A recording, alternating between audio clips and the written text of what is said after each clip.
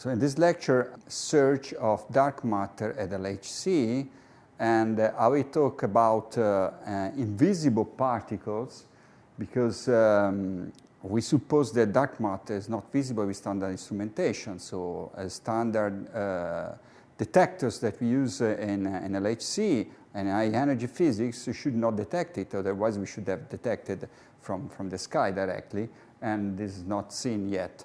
So we suppose that a dark matter particle, if generated into an accelerator, should escape from our instrumentation.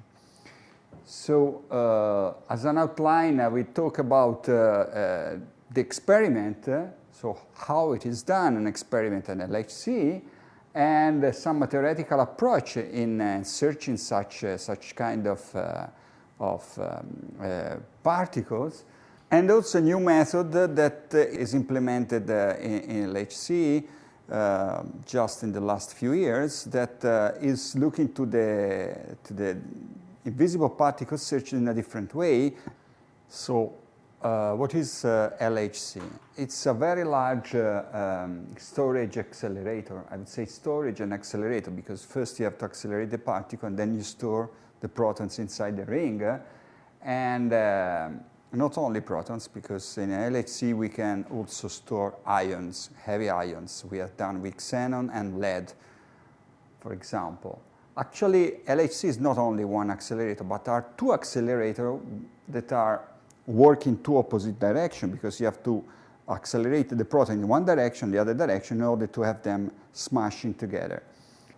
The protons are injected on this huge machine at 400 GeV from the old machine that was a superproton synchrotron, and then inside, through radio frequency cavities, they are accelerated till now up to 6.5 tera-electron-volt in the two opposite directions, such that in the center of mass we can reach 13 TeV. There are 4 different interaction regions that are hosting like for experiment, and there are 2 that are specialized on special physics case, like LHC-B, that is on B physics, and ALICE on heavy ions. And there are 2 bigger experiments that should be similar and are called general purpose experiments, that are CMS and ATOS.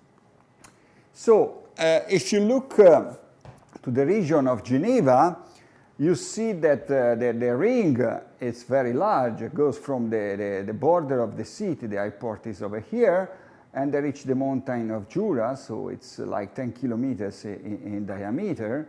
And this smaller one is the old superproton synchrotron accelerator. Inside, this is the CERN site, where there is the old, of the 50s, the old proton synchrotron. Inside the tunnel look like this. It's 27 kilometers, as I told you, and there are magnets all around. Why I said we have 2 accelerators in one? Because actually we have 2 pipes, 1 and 2, where this is a typical dipole, where the magnetic field is running in this way, such that in one pipe is going in one direction, the other pipe is going in the opposite direction, such that when you inject the protons on one side, they're turning left, and then when injecting the proton on the other side, they're turning just on the opposite side, such that they stay in the same main ring. This is a close view of the magnet. Sometimes you see white magnets. These are quadrupoles. The quadrupoles are used to focus the beam, because the beam are protons, have the same charge, electric charge, so they tend to diffuse. Instead, you have time to time to compact them again. So with the quadrupoles, where they give a kick and then compact them again, and then goes to the dipole that make them turn and then compact again with the quadrupole. So this is the typical way they are working. So a general purpose experiment, in this case I will talk about CMS, that I know much better because I'm working there, is an instrumentation that measures several observables of the decay products. So they can see only the decay products. This is important. So what they can see, they can track the charged particles, only the charged particles, because the neutral one cannot be seen really unless we smash them. We can make a momentum measurement for the charged particles because we can use a magnetic field. We have a strong magnetic field inside CMS, which is 4 Tesla, and almost homogeneous in all the internal area of CMS. So it's a huge magnet inside there. And we can make the energy measurement for the electrons and photons. As you see, electrons are charged particles and photons are neutrals. But when an electron, high-energy electron, heat matter, is just making a shower that is initiated with a photon, that is a Bremsstrahlung photon, and the photon again makes 2 electrons, 1 positive and 1 electron, etc., etc., etc. So you have what is called an electromagnetic shower. And so for the calorimeter, a photon that starts the cascade or electron that start the cascade is the same. So how we can recognize a photon from an electron? The photon doesn't make any track inside the tracker that can see only charged particles. Instead, the photons, you see it only inside the calorimeter. And we can measure the energy of both. And then we can measure the energy also of hadronic particles. They need much more matter to stop and to shower in. And typically are pions, kaons, but we can have neutrons, we can have protons, and so forth. And then there is a particular and very interesting detector that are the muon chamber. They are external, are the biggest part of the experiments because muons are like the electrons but with larger mass, but they can traverse all the matter without losing too much energy, so they can pass through the full tracking and the magnet and reach the outskirts of the experiment before decaying, and so you can track them. And they are very interesting in selecting special events of electroweak interaction. So if you look at an experiment at LHC, you have to see how big are the people. So this is a huge object. This is CMS, and it actually is the compact one because C, it means compact muon solenoid, and Atlas actually is 1.5 times larger than CMS. It's less compact. It's like an onion. So if you look into an onion, made with several layers, and so like the onion, the best part is inside.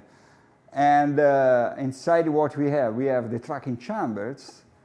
Then we have the calorimeters, electromagnetic first, and then the hadronic calorimeters. Then the magnet, the solenoid, that makes a field, in this case that is in this direction. And then outside the magnet, you have the muon chambers that are outside.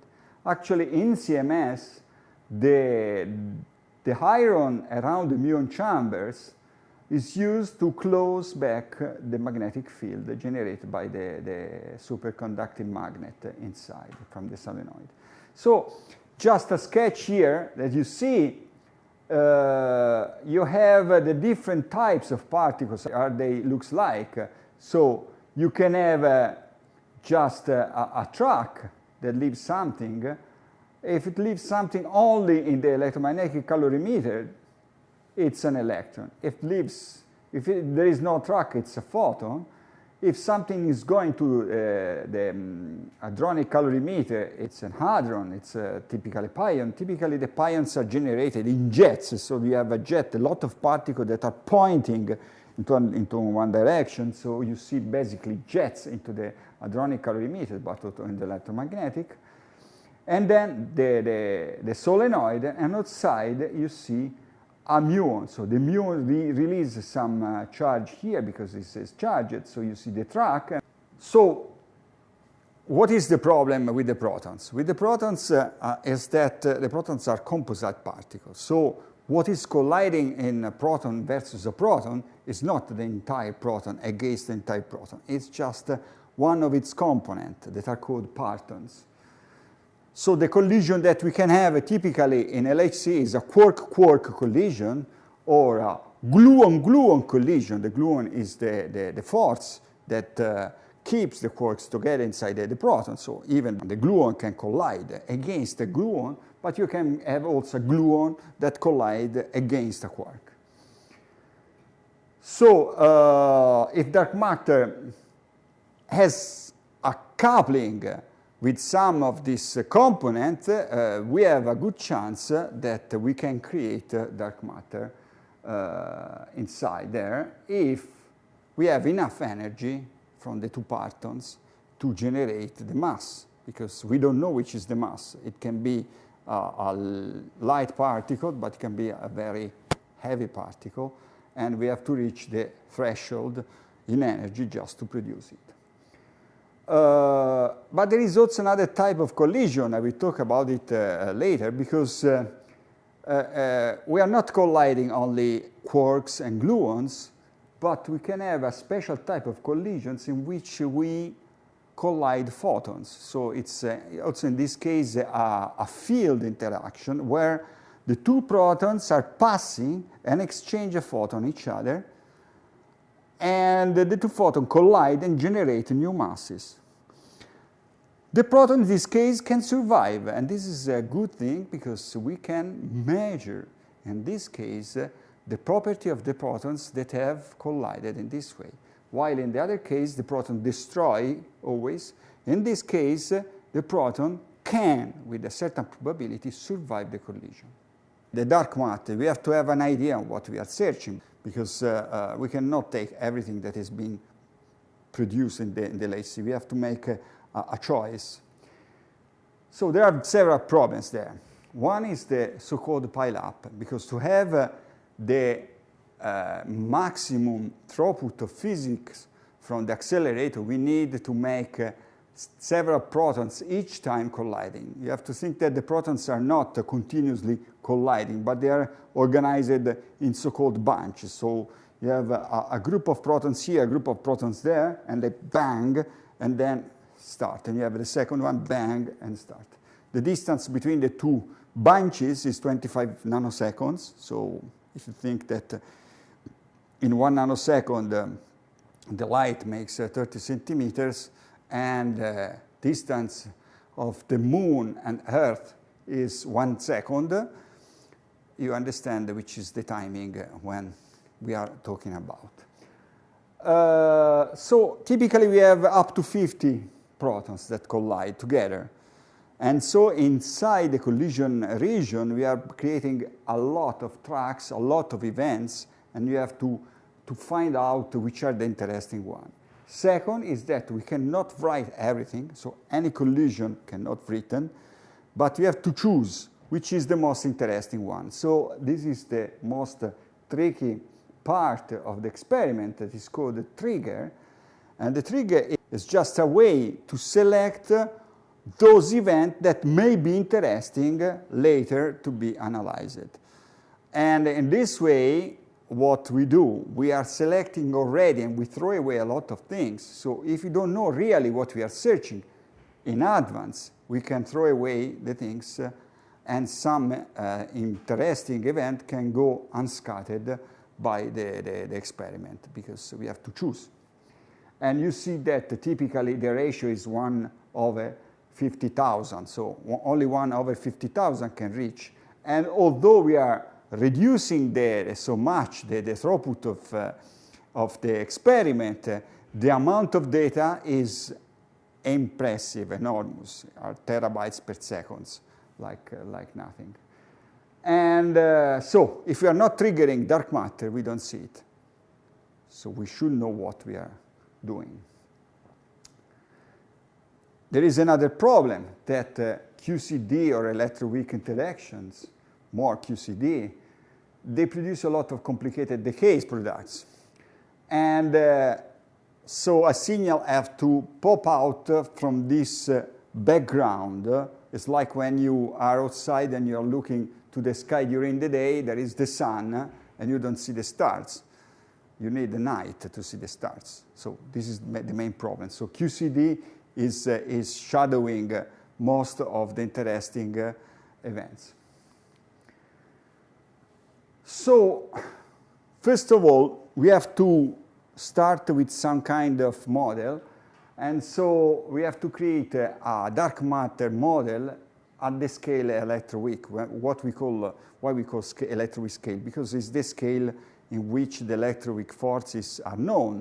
The Z and the W are around 100 GeV, and the energy that typically we develop inside the LHC is around a few hundred GeV. So the scale of energy that we are talking around is the electroweak scale. And the people, what the people does, they take the standard model Lagrangian and they add some terms at the end. So they create some theory. They have what they call effective field theories with some parameter, but typically what they do, the theories to fit the relic abundance that we know from cosmology. So this is the main goal at the beginning. So you add these terms at the end of the Lagrangian and you say, okay, now let's tune the parameters such that we can reproduce the relic at the moment when there is the separation between dark matter and matter. When the universe cools down, you know that there is a separation of dark matter and matter. And then we know that typically if dark matter is a fermion, because if it is matter, should be a fermion in this case, you have a mediator between the two worlds, dark matter world and the standard model worlds, because in this case we are searching the dark matter through matter, so there should be a mediator in between the two worlds, and there should be a heavy particle with spin 1. Why heavy?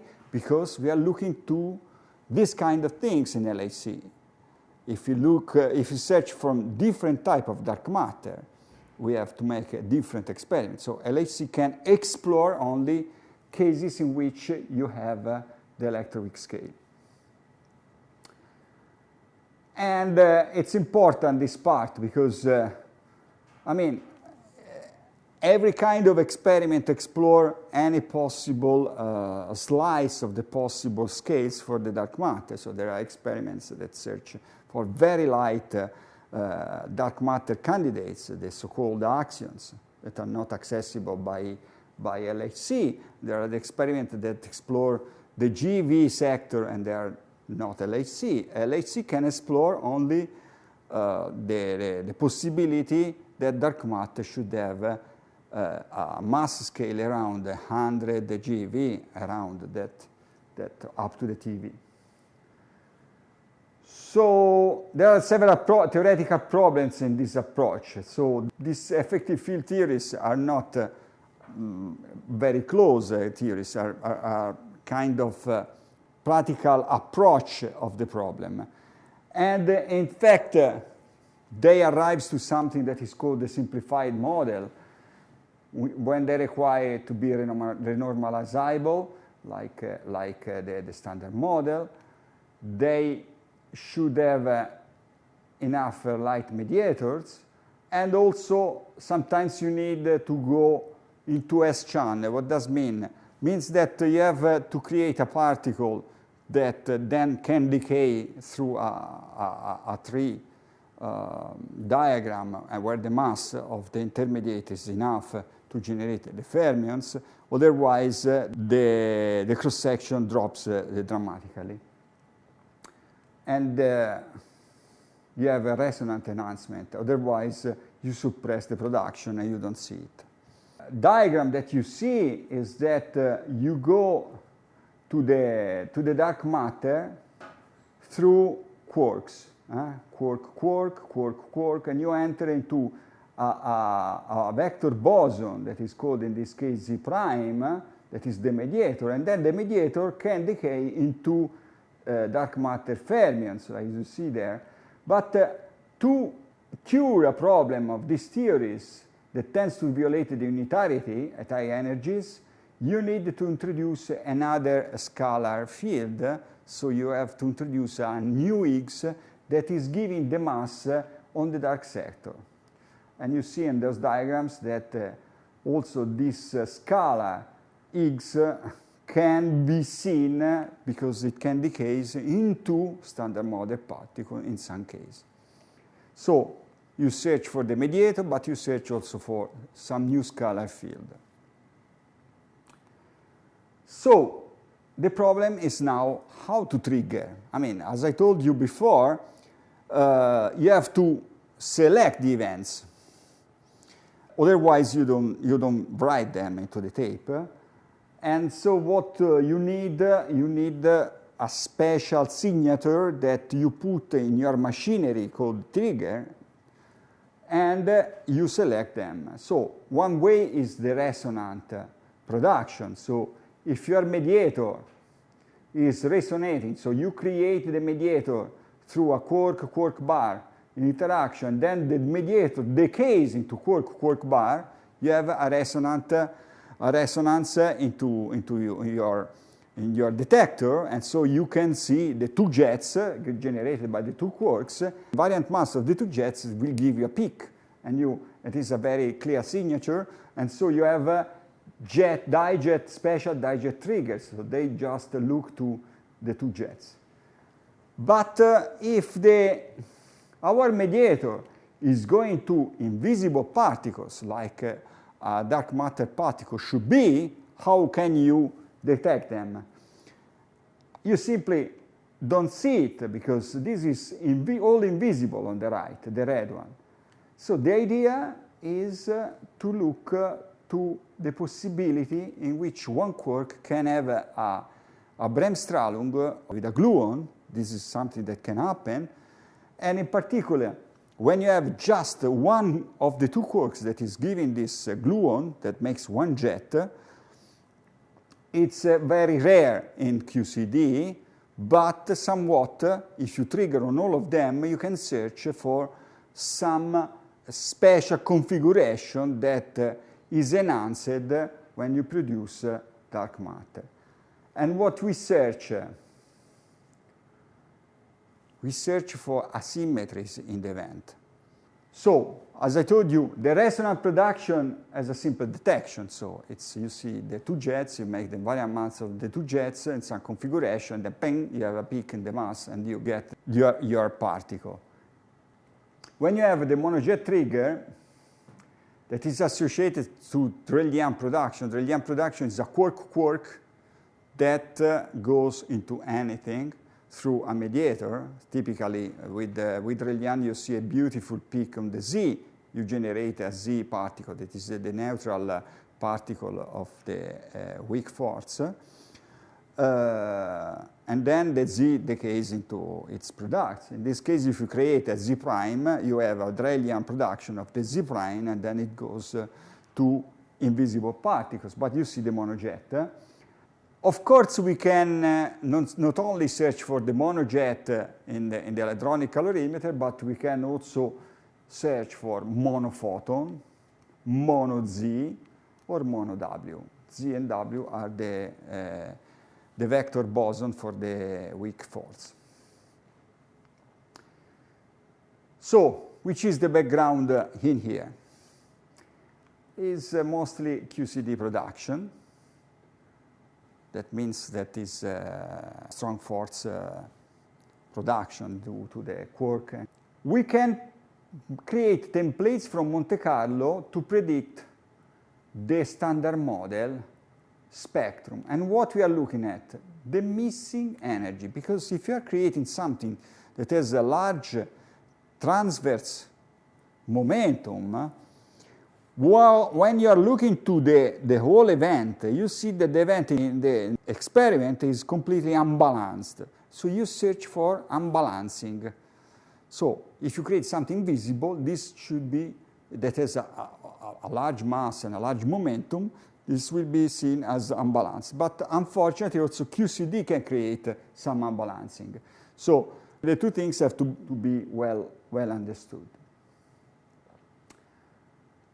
Of course, the spectrum, transverse missing energy, can span over order of magnitude. For example, typical missing energy measurement, and we see typically, are neutrinos. When you create neutrinos from an electroweak interaction, the neutrino is escaping unscattered in one side and unbalance the event.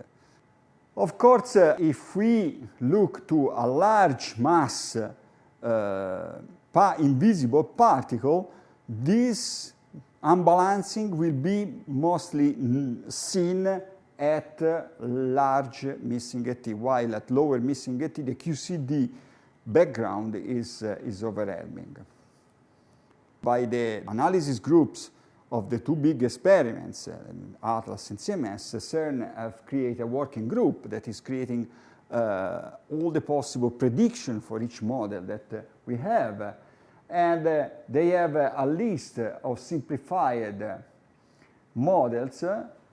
And there is a report, but also Monte Carlos produced, such that you can compare the standard model templates and the prediction. And you can see if there is a certain probability that you have some anomaly in the spectrum that is not a standard model, and then if the anomaly has enough significance, means that you have found something.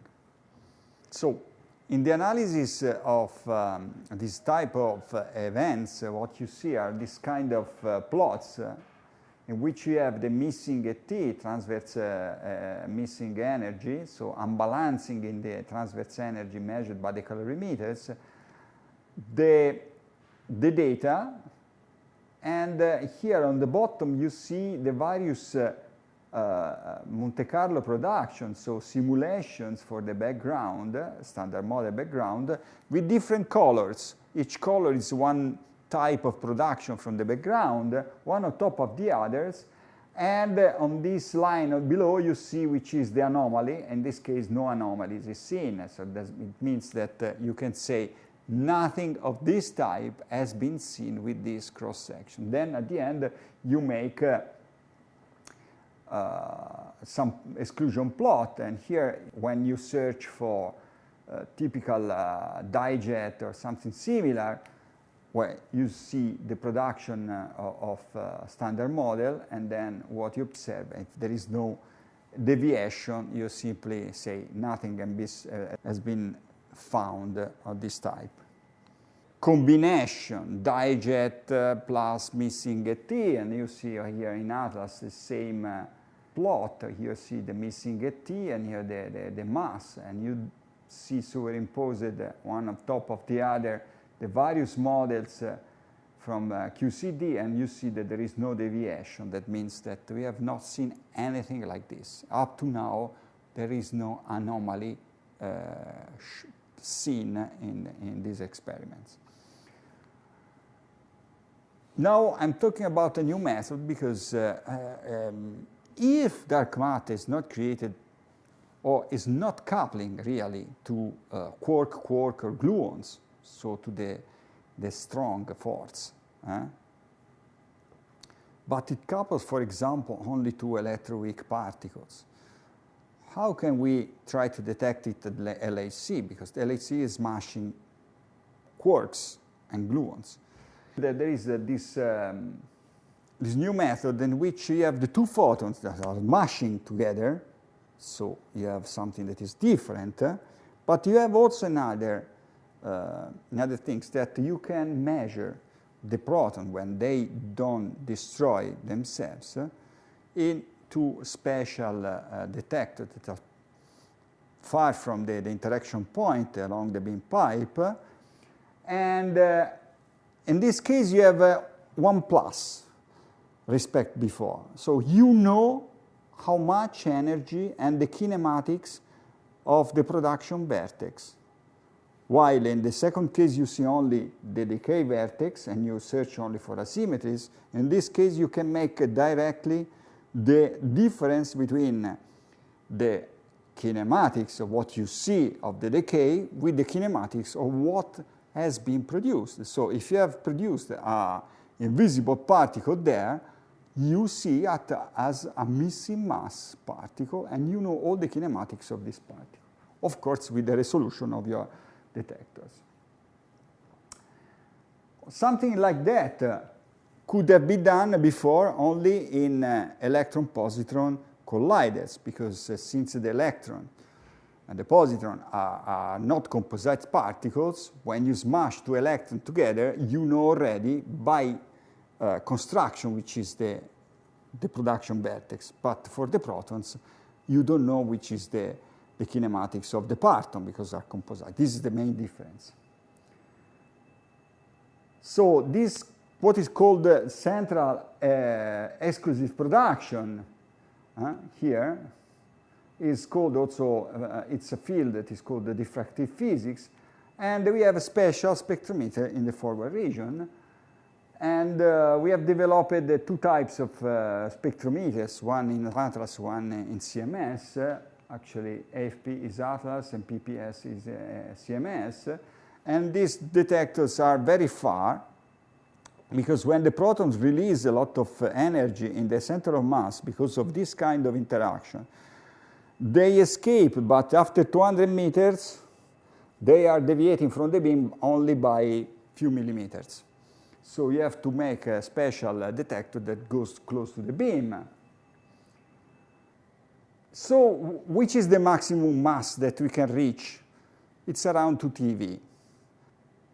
So here I show something different that you have seen, a huge experiment, CMS and Atlas. Instead, here you see something that are very small detectors. This one is more like this. And actually, these are like pots that they stay away from the beam when the beam is injected. When the beam is stable, they go close with the step motors, and they almost touch the beam, 1 millimeter from the beam. You have to consider that LHC is like a nuclear weapon, so anything it touches makes a hole. And so you have to be, for example, these are two detectors of PPS. This is a silicon detector. It is a special detector that is very radiation hard of silicon, but I can say you that dies after 2 months of running, even less. And this is another detector that we have developed. It's made with diamonds, and these diamonds can survive instead. Diamonds are forever, I would say. The precision of such detector is around 50 picosecond.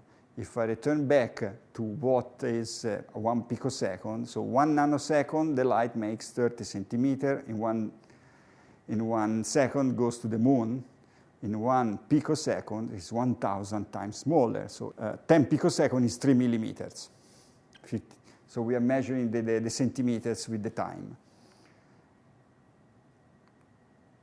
And the idea is this one, that when you have a proton that has lost some momentum, it enters into the accelerator, there are some dipole in the middle, and the dipoles are tuned to keep the protons with exactly 6.5 TeV momentum protons inside the beam pipe. If you have lost some momentum, they start going out. And the more is lost, and earlier they go out. So we can measure the region where they impact from the main beam axis, and we can measure exactly the momentum lost by the proton. It's a very simple relationship between what is called xi, that is the momentum loss relative to the original one, delta P over P, and some optical parameters that are related to the angle from which they're coming out. And what you see is something like that. These are the protons that have lost some energy, but they did survive. And this is the real data. They hit nearby here there is the beam in this position. These are the protons, and these protons have lost a lot of momentum, and these protons less. We have validated the spectrometer, so we know which is the energy loss and the momentum loss of the proton. And then we can measure the mass created into the center of mass. Just a simple relation. Xi is the delta P over P, and so the square of the mass released, the energy released by the two protons in the center of mass is just the product of the momentum loss of the relative momentum loss of the two protons times the S parameter, which is the square of the central energy, which is 13 TeV in this case. Unfortunately, I cannot trigger directly on the proton because the electronics here is very difficult. I'm working on it, but this can be done. In this moment, we are relying to triggers on the central detector. So we select special events that have been selected for other purposes in the central detector, like a boson created in the central detector, like a Z, or Ws, or photons, or several types of triggers exist for other type of physics search.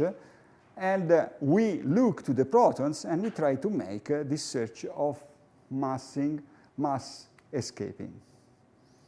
So what is interesting is that for this search, we are not relying on any of the previous model we were talking before. If there is something new should appear, like a peak in the missing mass model, like the dijet. So it's a peak, and then you see the peak, and you say, oh, wow, we have got it.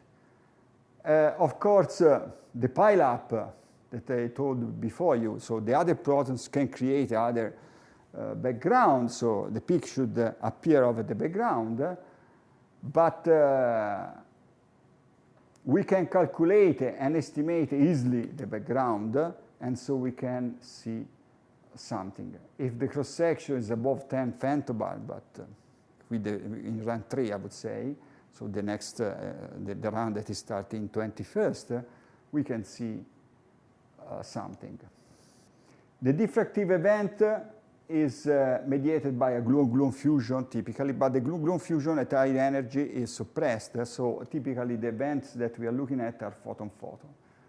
So if such a thing is generated by a quark-quark, this is not the right way to see it because the Drellian is much more efficient in producing this. So the previous model can be seen only in the other way. In this way, we have a suppression. But we can also think about other scalar fields that can interact between the two photons. So anything is possible since we don't know anything about it. And what is good is that if we see something here, we know already the quantum numbers, because we know that the original quantum numbers of our process is known very well. It's 0 plus plus. So, for example, if I see a missing particle in association with a vector boson like a Z, of course, the particle that I have created should be a vector boson, which is something more precise than the previous searches in which you have some unbalancing, but you don't know which is the original frame. What I want to say is that although the people claims that LHC have excluded a lot of models here and there, and we have not seen the dark matter LHC, I want to say that invisible particle detection is something that is very, very, very difficult. And there are several types of methods, and we can see only this particle if the cross-section of production is very large. And this means that we can exclude already today the simplest model. I want to say that the dark matter field is it's a brand new field, and yet most of the ideas have to be implemented. And so I suspect that there could be a lot of time before we can claim anything about discoveries of this type. And we cannot exclude other things, except I did not talk about supersymmetry, because supersymmetry is something different. It's an environment that is different, and supersymmetry has been excluded already as a model, and we cannot think that supersymmetric neutral particle can be the dark matter, because we are already several orders of magnitude away from what we see in the cosmological environment. So what we can say is that supersymmetry is excluded a priori, and all the dark matter that we have to discover has a different nature. And that's all.